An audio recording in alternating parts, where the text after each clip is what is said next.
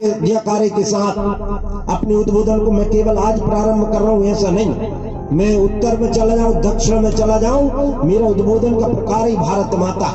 और जब भारत माता का विचार आता है तो एक बात सबको ध्यान में करनी चाहिए कि दुनिया में ऐसा कोई देश नहीं है। कभी आपने सुना हो या कहा हो कि पाकिस्तान माता की जय हो, ब्रिटेन माता की जय हो, अमेरिका माता की जय हो या इंग्लैंड माता की जय हो, लेकिन हम गर्व के साथ कहते हैं कि भारत माता की जय हो। ऐसा एकमात्र देश हमारा भारतवर्ष है। और ये एकमात्र देश क्यों हमने इसको मां से जोड़ा? मां अपने आप में, एक अंग्रेजी कहावत चलती है कि God can not be everywhere therefore he made mother. भगवान प्रत्येक स्थान पर नहीं हो सकता है, इसलिए उसने मां को बनाया। ये मां की परंपरा क्यों? भारतीय संस्कृति को जब हम पुरातन वेद को पढ़े, ऋचाओं को पढ़े या पुराणों को पढ़े, हमारी संस्कृति मात्र सत्तात्मक संस्कृति पहले से रही है। उत्तरोत्तर जो काल रहे हैं, जिनके कारण आज हमको अखंड भारत दिवस मनाना पड़ रहा है, क्योंकि जितने भी आक्रमण हुए, मैं 1857 के पहले की बात थोड़ी सी करूंगा, जब आप इस दिवस के बारे में समझ पाएंगे। 1857 के पहले जितने भी इस देश पर आक्रमण हुए, एक दो आक्रमण नहीं हुए, सैकड़ों आक्रमण हुए। हम कल्पना ही नहीं कर सकते। 300, 400 के लुटेरों के झुंड इस देश को लूट के ले गया, क्योंकि हमने अपनी सहिष्णुता को अपनी कमजोरी मान लिया या बना लिया, जिसके कारण कोई भी आक्रांता आया, 300 के झुंड में आया, 500 के झुंड में आया और हमको लूट के ले गए। ये एक साल की सिलसिला नहीं है। शकों, यवनों, हूणों, कुषाणों, ये तो ईसा पूर्व आज से 2500 वर्ष पहले ऐसे आक्रमण हुए, लेकिन उनसे भी उतना अंतर नहीं पड़ा। उत्तरोत्तर भी आक्रमण हुए। राजा दरहा के बाद बहुत सारे आक्रमण हुए। जब मुस्लिम धर्म का उद्गम हुआ, मुसलमानों ने कई रूप में हमारे देश पर आक्रमण किए। महमूद गजनवी, मोहम्मद गौरी के आक्रमण हुए, फिर भी चलते रहा। 1206 में गुलाम वंश की स्थापना कुतुबुद्दीन ऐबक ने करी, और कुतुबुद्दीन ऐबक की स्थापना के साथ उन्होंने हमारे संस्कारों पर कुठाराघात करने की कोशिश की और संस्कारों को मिटाने की कोशिश की। और लगातार ये सिलसिला 1-2 साल नहीं चला। गुलाम वंश आया, खलजी वंश आया, तुगलक वंश आया, लोधी वंश आया, मुगल आया, और इसके बाद भी सिलसिला समाप्त नहीं हुआ। पुर्तगाली आए, डच आए, फ्रांसीसी आए, बाद में अंग्रेज आए।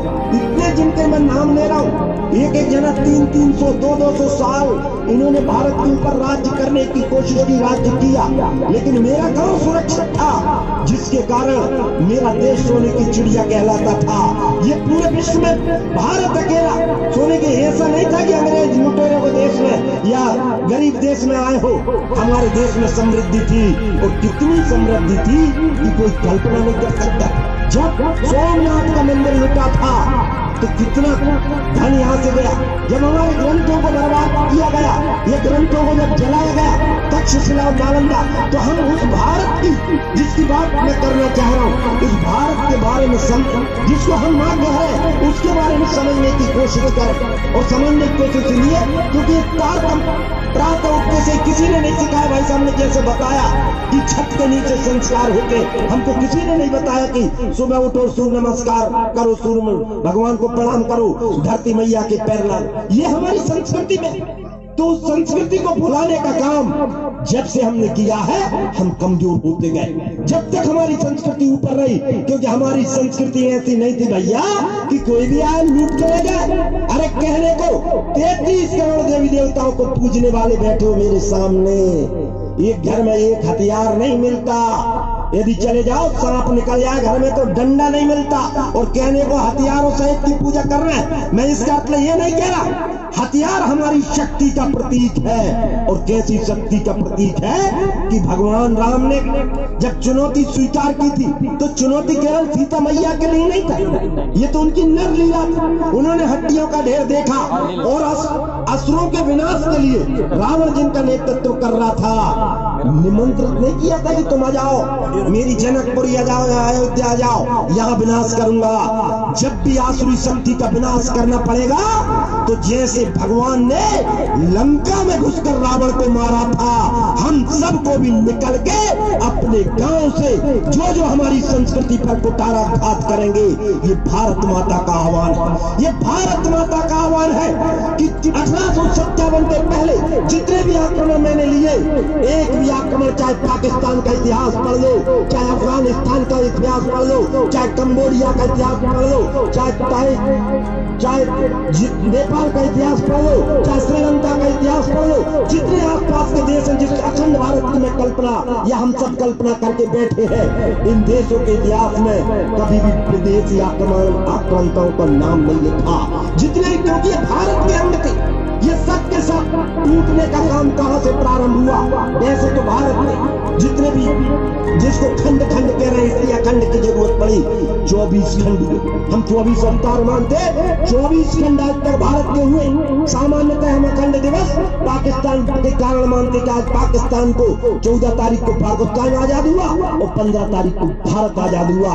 केवल इसके पीछे अखंड भारत नहीं है, उसके पीछे जब 1857 तक अंग्रेजों ने देखा व्यापारी बनकर आए और हम पर राज्य करने लगे, उन्होंने सीधा हस्तक्षेप शासन पे कर दिया। कंपनी को, राज्य को डायरेक्ट इंग्लैंड से जब संचालित होने लगा, महारानी ने संचालित करना प्रारंभ किया, तो वहीं से उनने कहा इनकी संस्कृति बहुत मजबूत। तो जो एक शिक्षा पद्धति जिसका जनक वहीं का एक सीनेटर था, साधारण सीनेटर था, उसने कहा इस देश की संस्कृति से राम और कृष्ण को उठाओ, नहीं तो भारत को तुम गुलाम नहीं बना सकते। अब राम और कृष्ण को उठाना ने क्या, हम सत्य पर चलने वाले लोग हैं। हमारे गांव में बड़े बड़े न्यायालय नहीं हुआ करते थे, राम अपने आप में एक न्यायालय था। हमारे संस्कार अपने आप में एक न्यायालय थे। हमारा संस्कार पर जितना मजबूत था, हम कोई गलती करते नहीं, और गलती करते थे तो उसका दंड बहुत बड़ा होता था। हम चाहे रामायण की पद्धति को देखें, चाहे महाभारत की पद्धति या कोई भी धार्मिक ग्रंथ को, चाहे मनुस्मृति को देखें, ये सारी स्मृतियां इन सब चीजों की, इन पद्धतियों पर हजारों वर्ष तक इस देश में राज किया। और कैसा राज्य किया कि मैं कर्नाटक में पढ़ा, एक ही सोने की, कर्नाटक में आज भी खदान है, उस समय भी 2000 वर्ष पहले एक ही सोने की खदान थी, लेकिन भारत सोने की चिड़िया थी। क्यों? क्योंकि हमारी जो चाहे व्यापारिक स्थिति देख लो, पूरे विश्व में एक समय तो ऐसा था 80% विश्व के व्यापार पर केवल भारत का कब्जा था। 1857 तक हम 2/3 विश्व के व्यापार पर कब्जा रखे थे। विश्व के लोग जब नंगे घूमा करते थे, कपड़े पहनना नहीं जानते थे। पहली बार कोलंबस जब घुसा भारत के लिए व्यापार के नाम से, तो वो गया समुद्र के किनारे, भटक गया रास्ता और पहुंचा जहाज उसका, पहुंच गया तो उसने देखा मैं यहाँ आया हूँ, यहाँ के लोग तो नंगे रहते, ये भारत नहीं हो सकता। ये लोग तिलक नहीं लगा रहे, कपड़े नहीं पहने, ये भारत नहीं हो सकता। इनके जटाजूट कुछ भी है, अवस्था इनके कुछ भी है, ये भारत नहीं हो सकता। तो उसने कहा मैं तो गलत देश में आ गया, मैं तो ऐसे देश में जहाँ के लोग तिलक लगाते हैं, अच्छे कपड़े पहनते हैं, एक माचिस की डिब्बी में 50-50 मीटर की साड़ी बन जाती थी। इतनी विकसित पद्धति उस समय की भारत की थी। ये मैं तो उस देश में नहीं आया। तो उसने उस देश का नाम, नहीं ये भारत नहीं है, ये पश्चिमी भारत, वेस्ट इंडीज, जो आज उत्तर अमेरिका और दक्षिण अमेरिका के बीच में जब नक्शा देखोगे तो छोटे छोटे द्वीप समूह है। वहां की एक क्रिकेट टीम है जिसके नाम से हम वेस्ट इंडीज को जानते हैं, उसी भारत के नाम पर। यानी मेरा कहने का पर 1492 में जब ये घटनाक्रम हुआ, जहां विश्व के लोग नंगे घूमते थे, उससे हजारों वर्ष पहले मेरे तक्षशिला और मेरे नालंदा नाम के विश्वविद्यालयों में 10-10 हजार विद्यार्थी एक साथ अध्ययन किया करते थे। वो मेरा भारत है, वो मेरा भारत है कि जिस आज भी चले जाओ, आज भी चले जाओ, दीवाने खास दिल्ली में बना है, दीवाने खास मुगलों ने उसको बनवाया है। वहां पर अरबी भाषा में लिखा है, एक बात मैं उसका रूपांतरण करूंगा।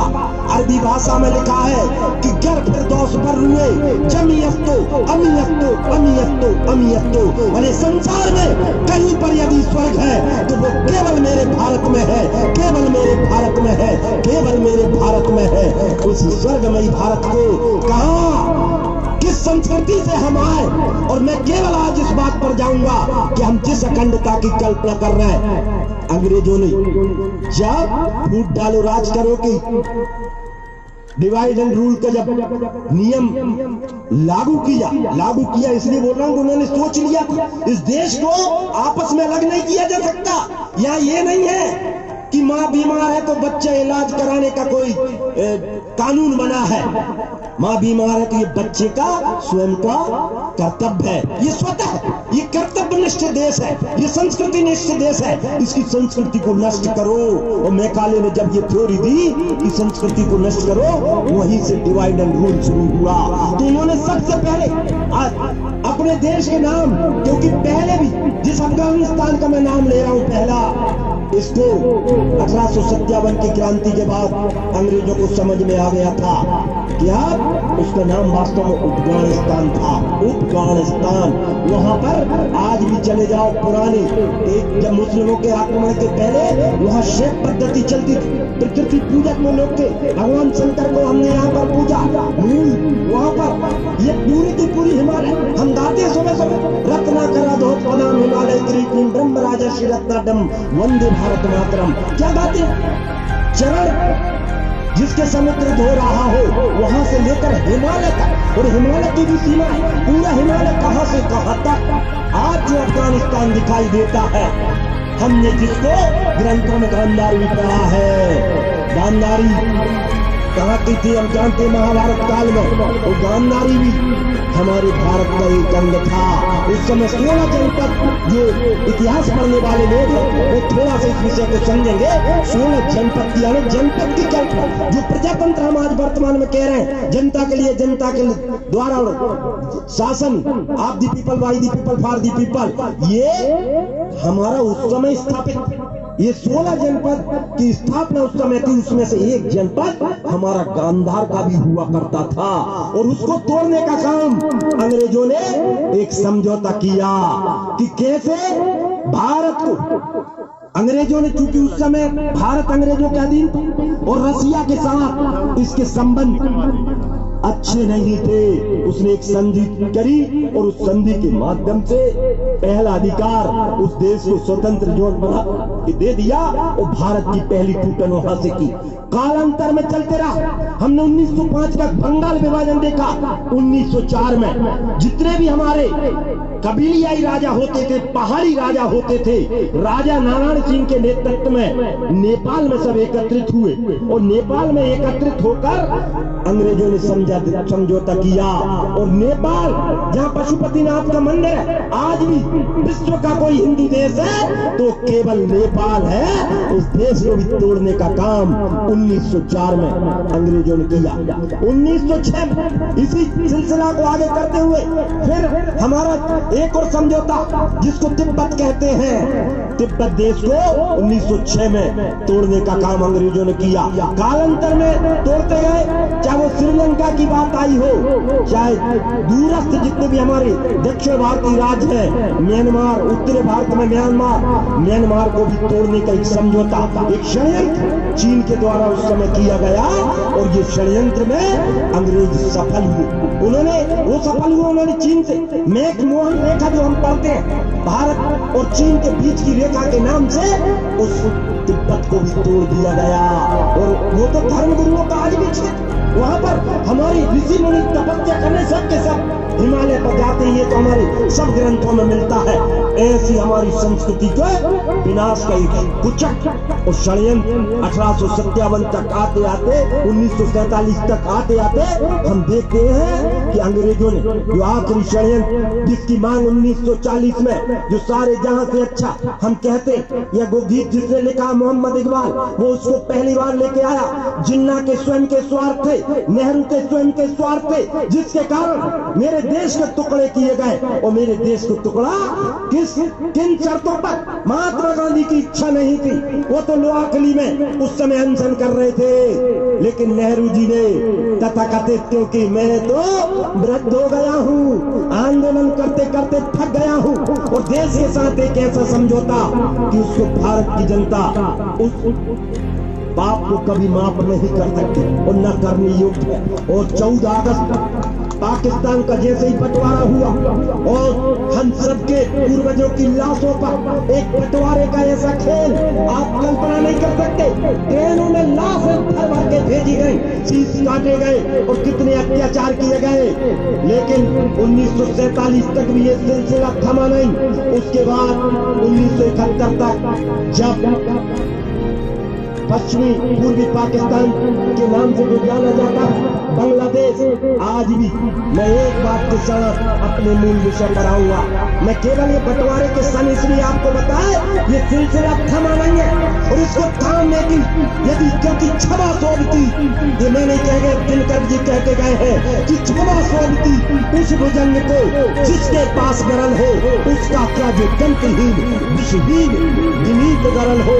क्योंकि जब नाव जल में छोड़ दी, मझधार में ही मोड़ दी, दे दी चुनौती सिंधु को, धार क्या मरधार क्या, क्या हार में क्या जीत में, किंचित में ही भयभीत में, कर्तव्य पथ पर जो मिला यह भी सही वह भी सही, हार मानूंगा नहीं, रार मानूंगा नहीं। कांग्रेस ने एक लंबे समय तक इस देश को तोड़ने का जो काम किया, अंग्रेजों की नीति पर चलने का काम किया, उन्होंने तो संसद भवन में कह दिया अरुणाचल भी दे दो, क्योंकि ये तो घास फूस वाला क्षेत्र है। उस समय आदरणीय पट्टाभी जी ने कहा था, सीतारामैया जी ने, कि अपने शरीर के नाखून यदि बढ़ते हैं तो नाखून को उखाड़ते नहीं है, तुम्हारे सिर के बाल बढ़ गए हैं उनको उखाड़ दो।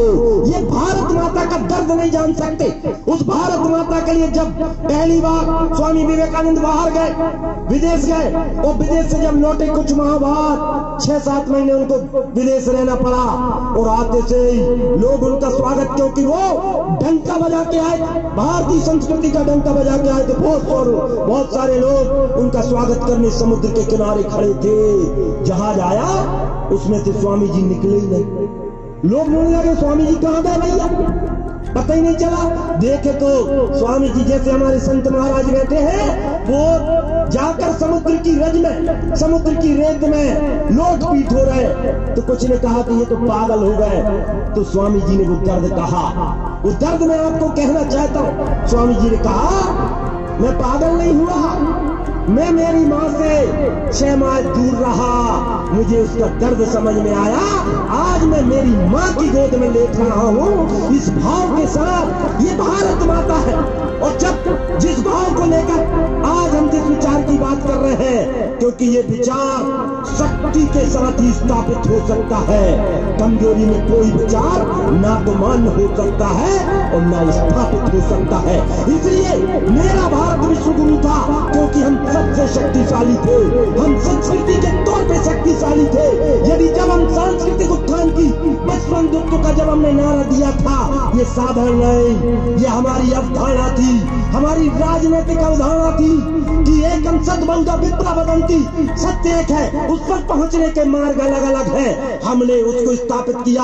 हमने जब आर्थिक मांग की, आर्थिक अवधारणा की बात करी, तो हमारे संत लोग भी कह गए, हमारे पुराणों में भी बात आई है, और संत भी कह गए साईं इतना दीजिए जामे कुटुंब समाए और मैं भी भूखा न रहूं और साधु न भूखा जाए। अरे देने की बात आती है, जब पर्यावरण के विचार की आती है, तो जो आदरणीय मिलगैया जी ने कहा और जो आदरणीय भाई साहब ने कहा कि पर्यावरण का अवधारणा क्या थी, तो उस पर्यावरण का अवधारणा में देखा गौ इस सृष्टि का आधार है। कौन हमारी सुखदाता और धरती गंगा प्रेमदाता। वहां से कि गौ आधार, उस गौ को बोला हम ऐसे ही नहीं कहते कि सारे देवी देवता गौ में निवास करते हैं, उस माँ में निवास करते हैं, और उस माँ की तो कल्पना नहीं कर सकते। हमने देखा दुनिया के जितने भी जानवर हो, आदमी सहित वो भी एक जानवर का अंग है। सोशलॉजी में सब पढ़ाते हैं। दुनिया के जितने भी जन्म लेने वाले प्राणी, कोई हिनहिनाता है, कोई रोता है, कोई कुछ करता है, लेकिन केवल गौ माता है, उसका बछड़ा जब जन्म होता है उसकी पहली आवाज जो निकलती है वो माँ माँ अम्मा कहकर निकलती है। ये दुनिया का एकमात्र गान है। और इसीलिए कई औषधियों में भी इसका वर्णन, मैं उस सिलसिले पर नहीं जाऊंगा क्योंकि आज अखंड भारत की बात है। इसलिए इस अखंड भारत को यदि इस खंडता को दूर करना है तो सारी विरोधी ताकतें लगी। एक बैटल ऑफ फोर्सेस चल रहा, एक विचारधारा का युद्ध चल रहा। एक तरफ ऐसी विचारधारा भी हमको दिखाई देती है इसी भारत में जो अफजल जिंदाबाद कह सकती है।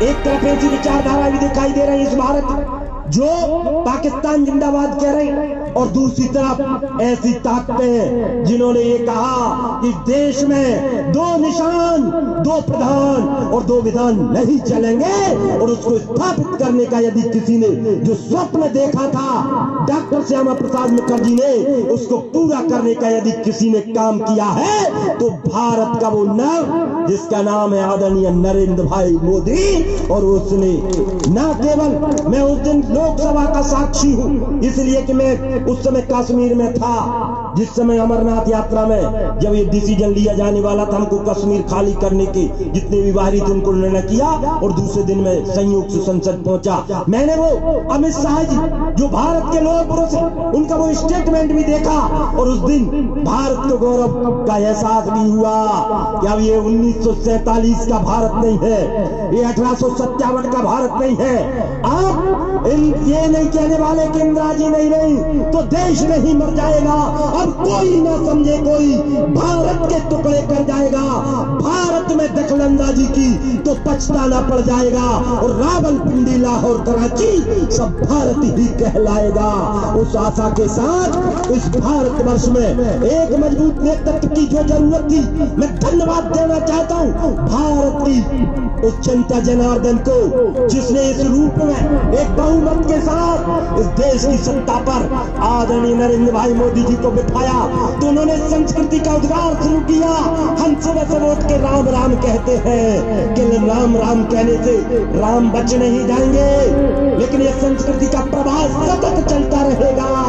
आप कल्पना करो इस देश का विधान कोई आज नहीं बना जिस अखंड भारत की हम बात कर रहे हैं। मैं कर्नाटक में पढ़ा हूँ, मेरा मित्र रामप्पा, एक का नाम है राणन्ना, तो कोई रामप्पा कहलाता है। दक्षिण भारत में चले जाओ, कहीं चले जाओ, ऊपर उत्तर भारत में पंजाब में तो राम प्रसाद मिल जाएगा, कहीं राम सिंह मिल जाएंगे, कहीं राम नार मिल जाएंगे, राम के नाम से झंझन में बसे। कहीं आपने रावण का नाम नहीं पढ़ा होगा या सुना होगा कि किसी घर में राम होगा, रावण होगा। इस बात को क्योंकि राम हमारे झंझन में रमे हैं, जन जन के मन में राम रमे, हर प्राण प्राण में सीता है, कंकर कंकर शंकर इसका, हर श्वास श्वास में गीता है, जीवन की धड़कन रामायण पग पग पर बनी पुनीता है। यदि राम नहीं है श्वासों में तो प्राणों का घट बीता है। नर नाहर शिव पुरुषोत्तम का हम भारत भव्य बनाएंगे और सौगंध राम की खाते हैं। इस गांव को भी हम आगे बढ़ाएंगे इस भाव के साथ। आज इस समिति ने जो लक्ष्य लेकर काम किया है और जो भाई साहब का निर्देश है कि हम जिस अखंड भारत की कल्पना कर रहे हैं वो मेरे गांव से भी तो प्रादुर्भाव होगा कि उस राम की कल्पना कोई नहीं कर सकता था।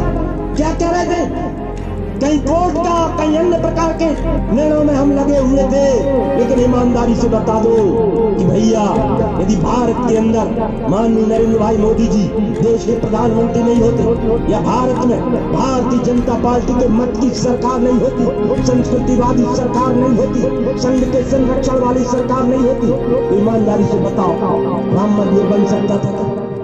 बन सकता था क्या भैया?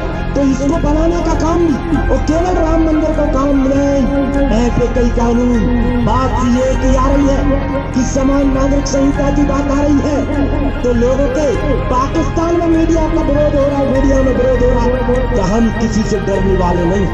आप बात आ रही है इसी अखंड भारत, क्योंकि पाकिस्तान भी भारत का हिस्सा है। अभी हमने देखा कोरोना के महाकाल में भारत ने 43 देशों को भी वैक्सीनेशन दिया। हमने दवाई दी, कोरोना की दवाई देने का काम किया। तो कई विरोधियों ने हमको दुष्प्रचार करने का काम किया। कई विरोधियों ने ये कहा यारे ये क्या कर रहे हैं, लेकिन हमको पता है जब पहली बार विदेशों की यात्रा प्रधानमंत्री बनने के साथ ही किया था। मैं इस बात को केवल इसलिए जिक्र कर रहा हूं कि आदरणीय नरेंद्र भाई मोदी जी जब गुजरात के मुख्यमंत्री हुआ करते थे तो उन पर कई आरोप लगाकर भारत तो छोड़ दो, अमेरिका में घुसने पर क्या था भैया, प्रतिबंध था। और जब प्रधानमंत्री बने और जब पूरे विश्व का आह्वान किया, जो हम विश्व बंधुत्व की हमारे संत मुनियों से सीख के आए, हमारी संस्कृति से सीख के आए, उस परंपरा को विश्व में ले जाने का काम किया, तो वही अमेरिका के राष्ट्रपति, मैंने वो दृश्य भी देखा है, हम सब ने देखा है। अमेरिका का राष्ट्रपति 1 घंटा वहां के एयरपोर्ट पे खड़े हैं, इंतजार किसका कर रहे हैं, भारत के प्रधानमंत्री आदरणीय नरेंद्र भाई मोदी का, जिसने प्रतिबंध लगाया था। ये वही भारत है जिसके डॉक्टर मनमोहन सिंह वो भी देश के प्रधानमंत्री थे। हमारे देश का गौरव, प्रधानमंत्री पद का गौरव हम सब करते हैं, लेकिन उनके साथ देश के अर्थ मंत्री भी गए थे, उनके एयरपोर्ट पर कपड़े उतरवाए। ये दोनों चीजों में अंतर है कि एक बार के प्रधानमंत्री जाते हैं उनके कपड़े उतरवाते हैं, और दूसरे बार के प्रधानमंत्री जाते हैं तो लोग तालियां बजाते हैं। तब मैं कहना चाहता कि हमको जिस गौरवशाली भारत की हम बात कर रहे हैं, और एक ऐसा स्वप्नों का भारत जिसको स्वामी विवेकानंद ने देखा था कि 18वीं और 19वीं सदी ब्रिटेन और इंग्लैंड की थी, 20वीं सदी अमेरिका की है, लेकिन 21वीं सदी भारत की सदी होगी। और ये 21वीं सदी का स्वप्न यदि किसी के नेतृत्व में साकार हो सकता है, ईमानदारी से बताना किसके नेतृत्व में साकार हो सकता है भैया? आवाज नहीं आ रही? मोदी जी के तो बात उसकी भी आ रही। लोग तरह तरह की बात करते, भ्रम फैलाने का काम करते, गांव से लेकर शहर तक अनेकों प्रकार के भ्रम की बात करते। अब भ्रम के जंजाल में नहीं घुसने की जरूरत नहीं है, अब संकल्प लेने की जरूरत है। संकल्प कैसा? ये ईश्वर का काम है, ये किसी भाई साहब अकेले का काम नहीं है, ये केवल मोदी जी अकेले का काम नहीं। मेरा भारत विश्व का गुरु कैसे बने, कैसे इस अखंड भारत को फिर से एकीकृत किया जा सकता है, कैसे इसकी खंडता को दूर किया जा सकता है, तो सबसे पहले शक्तिशाली बनना पड़ेगा। बिना से सारे रास्ते नहीं। केले को भी बार बार काट के न डालो तो फल देता नहीं है। दुष्ट व्यक्ति कोई इस प्रकार से सुधरने वाले नहीं है। इसलिए उस विचारधारा को, उस कल्पना को, जिस राम राज्य की कल्पना में पूरा विश्व भूषित है, और स्वामी जी कह के गए हैं, वो स्वामी जी कि राम राज्य बैठे त्रिलोका और हर्षित भये सब शोका। यदि हमको सुखी और संपन्न रहना है तो मोदी जी के नेतृत्व पर भरोसा करते हुए और साथ में अपने गांव की अर्थव्यवस्था को मजबूत करते हुए इस अखंड भारत को, जो चाहे हमारा पाकिस्तान टूटा हो, चाहे बांग्लादेश टूटा हो, चाहे म्यांमार टूटा हो, चाहे तिब्बत टूटा हो, चाहे नेपाल टूटा हो, और चाहे अफगानिस्तान टूटा हो, और चाहे श्रीलंका टूटा हो, इनकी सबकी एक बार आंख बंद करके एक भारत के स्वर्णिम भारत को यदि हम देखें, हम विश्व गुरु थे। हम जब भारत का जो क्षेत्रफल था 1857 वो लगभग आज से 3 गुना ज्यादा था। उसकी कल्पना करें, हमारा क्षेत्रफल हमसे गया।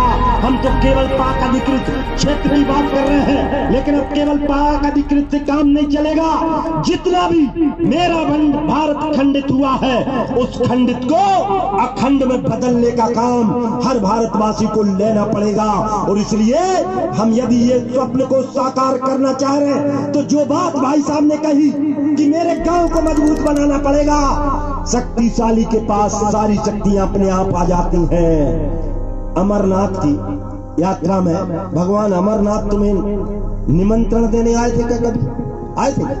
लेकिन तुम जाती हो क्योंकि सिद्ध स्थल है, शक्तिशाली स्थल है, इसलिए सिद्ध शक्ति की स्वतः पूजा होती है हमारे देश में। मैंने देवी देवताओं को बताया, और आप सब भी कल्पना करो, जब भी आपको शक्ति की जरूरत है दुर्गा मैया की शरण में चले जाते हो, जब आपको बुद्धि की जरूरत सरस्वती मैया की शरण में चले जाते हो, और जब आपको पैसों की जरूरत है तो सरस्वती मैया की शरण में चले जाते हो। लेकिन मेरा उससे आगे कहने का तात्पर्य ये है कि हम अपने आप को इतना शक्तिशाली बनाए कि पूरा विश्व हमारी ओर देखने लगे, और विश्व की अर्थव्यवस्था मेरे गांव से होकर जाती है। इसके लिए मोदी जी ने इस बार का जो बड़ा नारा दिया है, local for vocal, local for global, आत्मनिर्भर भारत। उस आत्मनिर्भर भारत में यह अखंडता छिपी है। मैं ये दावे के साथ कहता हूँ, और ये सिद्ध भी कर सकता हूँ। समय जब भी रहेगा अपन अलग से चर्चा करेंगे, लेकिन मैं ये दावे के साथ कहता हूँ, आत्मनिर्भरता, क्योंकि द्वार बलिका खोल चल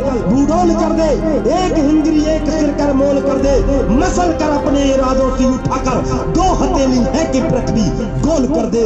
ये दो हथेली की शक्ति है, ये भारत की शक्ति है, ये साधारण शक्ति नहीं है। मेरे भारत का युवा जाग रहा है, और विवेकानंद जी ने जो सपना देखा है, जिस कार्यकर्ता के रूप में मैं भी आपसे अपेक्षा करता हूँ, इस रानीपुर में आज आपसे अपेक्षा करता हूँ, यहाँ का कार्यकर्ता उठे, यहाँ का, क्योंकि हर एक व्यक्ति के अंदर असीमित शक्ति है। स्वयं परमात्मा अपने अंदर निवास करता है। गीता में जिस आत्मा के बारे में कहा है, और जिस आत्मा की बात आदरणीय भाई साहब ने कही है, मैं उससे कहता हूँ, गीता में कहा है, न जायते म्रियते व कदाचि ज्ञानम भूत्वा भविता माना बुआ अजो नित्य शाश्वतो प्राणो न हन्यन्ते हन्यमाने शरीरे नैनम छिदन्ति शस्त्राणि नैनम दहति पावक न चैनम क्लेदन पापी न शोषयति मारुता वाशांसी जीर्णानि देता है नवानि ज्ञापानि नरोपरसि तथा शरीराणि व्याजीना नन्यानि संयाति नवानि देहि। आत्मा को कोई मार नहीं सकता है। आपकी आत्मा को प्रबल और ताकतवर बनाइए, और संगठन के रूप में बनाइए, क्योंकि कलयुग में संघे शक्ति कलयुग, और संघ के दर्शन हमने देख लिए हैं। इस गांव का बालक पूरे भारतवर्ष में भी डंका बजा सकता है। एक चाय बेचने वाला भारत का मुखिया हो सकता है। हम ऐसे विचार में पल और बढ़ रहे हैं। एक गांव के बूथ का अध्यक्ष भारत की सबसे नहीं विश्व की सबसे बड़ी पार्टी का अध्यक्ष हो सकता है। वो केवल उसी सिद्धांत से प्रतिपादित है। इसलिए हम इस अखंड भारत सपने को यदि साकार करना तो केवल इतिहास के झमेले में नहीं, इतिहास से सीख कर चलना पड़ेगा। और हम सीख कर क्या कर रहे हैं कि चाहे इस विचार के लिए मेरा घर खंडर हो जाए, मेरे घर का दीपक बुझाए, लेकिन भारत माता का ये अखंड मंदिर ना तो इसको खंडित होने दूंगा, न कभी इसका दीपक बुझने दूंगा। यदि इस आशा के साथ और इस ऊर्जा के साथ हमने, क्योंकि सपने वो पूरे नहीं होते जो हम सोते हुए देखते हैं, सपने हमें सपने सच होते हैं जो हमको सोने नहीं देते। हम 24 घंटे भारत मेरा, मैं भारत माता का हूँ, इस भाव के साथ हम काम करना प्रारंभ करें तो कोई भी काम असंभव नहीं है। पाकिस्तान भी हमारा हो जाएगा।